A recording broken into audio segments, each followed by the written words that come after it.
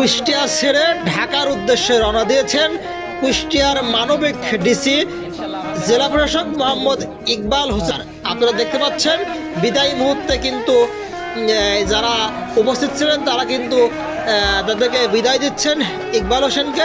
তারই কিন্তু একটি করুণ দৃশ্য আপনারা দেখতে পাচ্ছেন। গাড়ির ভিতরে কিন্তু মাত্র দেখছেন তিনি কিন্তু উঠছেন এবং বসে রয়েছেন দেখছেন কিভাবে, এবং বিদায়ী মুহূর্তে তাকে কিন্তু যারা তার যে সমর্থক ছিল বলা যায় বা তারকে যারা ভালোবাসতো তারা কিন্তু কীভাবে বিদায় দিয়েছে তারই কিন্তু একটি চিত্র আপনারা দেখতে পাচ্ছেন মিরপুর টিভি কুষ্টিয়ার মাধ্যমে।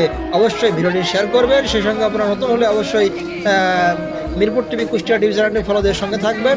আপনারা দেখতে থাকুন।